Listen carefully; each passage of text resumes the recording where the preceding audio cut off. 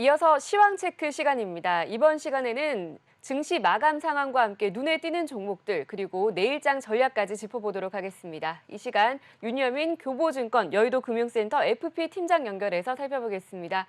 네, 팀장님 안녕하세요. 네, 안녕하십니까. 네, 오늘 우리 시장 국내 시장에서 오늘 옵션 만기이기도 했는데요. 오늘 시장 어떻게 보셨나요?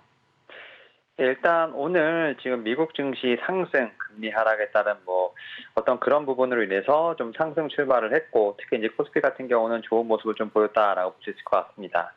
다만 좀 연속적인 좀 상승에 대한 부분들, 재료 노출로 인해서 좀 매물이 약간 철출에 대한 부분이 있었는데요.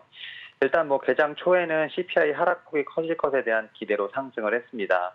전년 대비 한 6.5%, 근원은 한 5.7% 정도 전망이 되면서 일부는 전월 대비 마이너스 분석도 나온 상황입니다. 결국 이제 연준의 긴축 마무리 수순을 좀 이해가 되고 있는 상황이기 때문에 이러한 측면에서 좀 상승 출발했다 볼 수 있을 것 같고, 특히 이런 측면에서 경기 침체에 대한 전망은 낮아지고 있는 상황. 일부에서는 원만한 수준의 경기 위축 정도로만 좀 생각을 하고 있다 보니까 그런 측면의 상승 요인이 있었습니다만, 다만 이제 연속 상승에 대한 경계는 분명히 있었습니다. 특히 CPI 기대감 같은 경우는 이미 지난주에 반영된 측면도 있었고요. 특히 네. 이제 한국과 미국의 증시 같은 경우는 좀 중요한 저항대에 진입한 것도 부담이라 볼 수 있을 것 같습니다. 특히 이제 미국 같은 경우는 작년 이후 저항대인 지금 200일선의 좀 부분에 지금 연착을 했기 때문에 그러한 측면에서 약간의 좀 부담이라고 볼 수 있을 것 같고, 또 여기에 지금 이제 미국과 일본 간의 어떤 안보 합의 강화 이슈에 따라서 중국을 좀 자극할 수 있는 좀 변수로도 일부 좀 해석이 되는 부분이 있었습니다. 다만 네. 일단 오늘 옵션 만기임에도 불구하고 좀 외국인의 매수 기울은 좀 계속 이어지는 부분이 있었다라고 볼 수 있을 것 같고,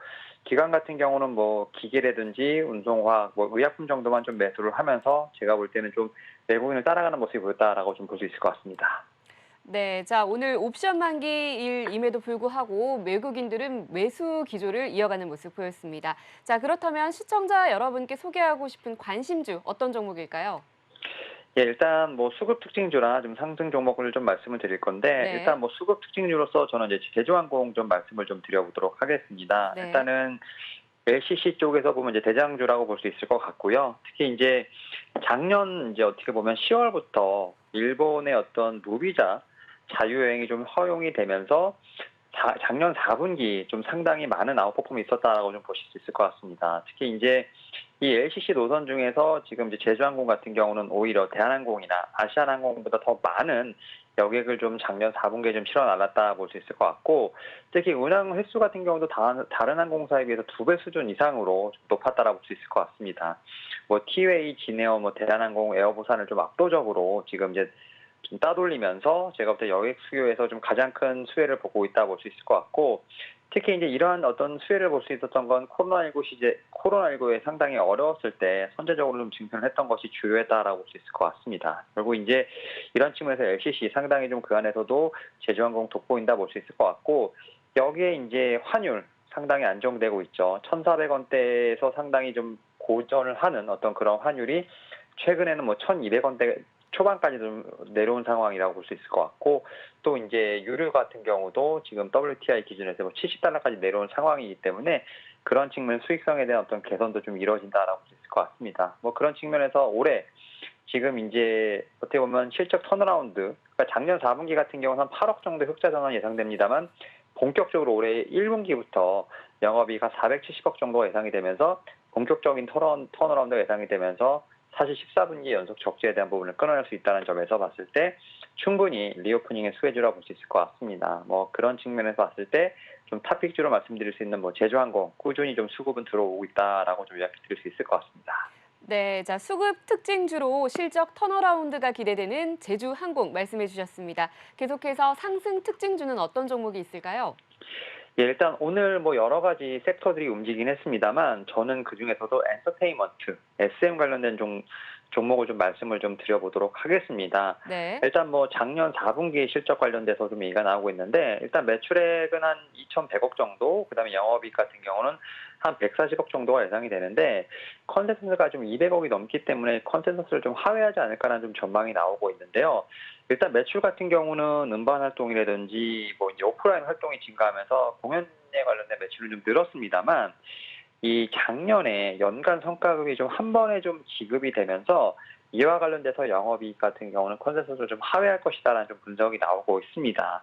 또 여기다가 라이크 기획과의 어떤 조기 계약 종료로 인해서 올해부터 제가 볼 때는 수수료 일부가 제가 볼 때 아티스트의 활동 시기 지연 등으로 인해서 좀 발생될 수 있을 것이라는 좀 얘기가 나오고 있기 때문에 이러한 좀 비용적인 부분이 작년 4분기부터 지금 올 상반기까지는 그대로 좀 유지되지 않을까라는 생각을 하면서 이런 측면은 어떻게 보면 좀 거쳐야 될 구간이 아닌가 좀 생각을 하고 있는데, 다만 지금 지난해 12월 14일에 어떻게 보면 주주들과 어떻게 보면 이제 회사 간의 좀 대화를 통해서 확실히 주주행동주의였던 움직임이 좀 나오고 있는 상황이고요. 뭐 최대 주주 지분 매각 가능성도 역시 열려 있는 부분이 있기 때문에 저는 이제 거버넌스 쪽에서도 충분히 좀 변화가 있을 수 있는 종목이 아닐까라는 좀 생각을 하고 있습니다.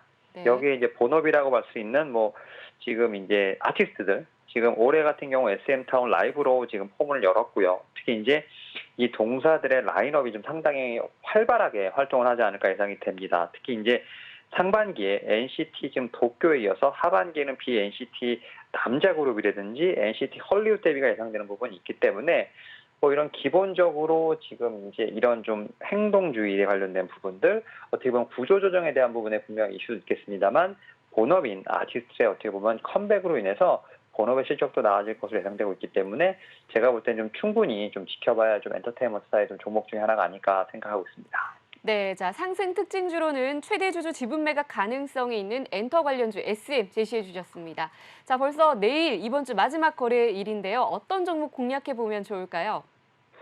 일단 저는 좀 2차전지 쪽에서 금양이라는 종목을 한번 좀 말씀을 좀 드려보도록 하겠습니다. 이 네. 회사 최근에 보게 된다고 하면 이제 2차전지 관련된 종목, 여기다 또 이제 리튬 관련된 좀 종목으로 편입이 되면서 좀 시세가 좀 나왔었는데요. 일단 지금 상태로는 시세를 대부분 반납하고 상당히 주가가 예쁘게 지금 올라오는 상황이라 볼 수 있을 것 같은데, 일단 이 회사는 좀 부산 기업이라 볼 수 있을 것 같고, 최근에 보게 되면 부산 쪽에 한 8천억 정도를 좀 투자를 해서 2026년까지 3억 셀 규모의 2차전지 생산 공장을 조성한다고 좀 밝혔습니다.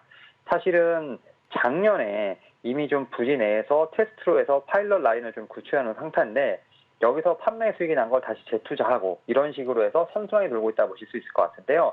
그런 측면에서 보게 되면 투자, 그다음에 추가적인 어떤 매출, 또다시 투자, 이런 좀 선순환에 대한 부분들이 어떻게 보면 이 금양에게도 상당히 좋은 시너지 효과가 나지 않을까 생각을 하고 있고, 특히 이제 원통형 2차 정지 같은 경우는 뭐 공정이 단순하고 생산 속도가 좀 빨라서 제가 볼 때는 좀 매출에 관련된 부분들이 금방 잡히지 않을까 생각을 합니다. 특히 이제 이 원통형 2차전지 관련돼서 지금 2030년 정도가 되면 한 1,000조 원대 시장이 열릴 것으로 보이고 있기 때문에 그런 측면에서 지금 이 회사 같은 경우는 뭐 지금 뭐 얘기가 나오고 있는 부분을 봤을 때는 충분히 3조 매출까지도 가능하다. 이런 측면에서 봤을 때 저는 이 금양이라는 종목 같은 경우 충분히 좀 모아갈 수 있는 어떤 전략이 좀 필요한 어떤 종목이 아닐까 생각을 하면서 내 공략주로 한번 말씀을 좀 드려보도록 하겠습니다. 네, 자, 내일 시장 금양 공략해 보시면 좋을 것 같다는 말씀해 주셨습니다. 마지막으로 내일장 투자 전략 어떻게 세워보면 좋을까요? 일단 오늘 한국 시간으로 이제 저녁 10시죠. 10시 30분에 지금 이제 미국의 12월 CPI가 발표가 됐는데, 일단 네. 컨센서스는 좀 헤드라인 뭐 평균값 6.5 정도 되고, 지금 뭐 이제 중간값은 6.5에서 뭐 최대값 6.8, 뭐 최저값 6.3이 나오는데, 거기 컨센서스에 따라서 이제 실제값이 얼마나 좀 다른지에 대한 부분들을 분명히 좀 지켜봐야 되지 않을까 좀 생각을 하고 있고, 하지만 이제 CPI 같은 경우는 지금 내일 시장에서만 제가 볼 때는 반응할 것으로 보이고 있기 때문에 오히려 수급에 대한 부분도 같이 체크해봐야 한다 생각을 하고 있고, 지금 최근에 보게 되면 개인 수급이 상당히 약합니다. 지금 수급이 지금 개인들은 계속 매도 일변도인데, 결국 그러다 보니까 지수를 끌어올리는 건 외국인과 기관이라고 볼 수 있을 것 같고, 결국 외국인과 기관이 좀 양매수하는 종목에 대한 분명히 관심이 필요하지 않을까. 다만 여기서 4분기 실적 시즌이기 때문에 좀 숫자가 나오는 종목들 중에서 외국인과 기관이 지금 수급이 들어가는 어떤 종목에 대한 부분을 좀 관심을 가지면서 내일장 한번 준비해보면 좋겠습니다. 네, 자, 오늘 말씀 여기까지 듣도록 하겠습니다. 윤여민 팀장님 감사합니다. 네, 감사합니다.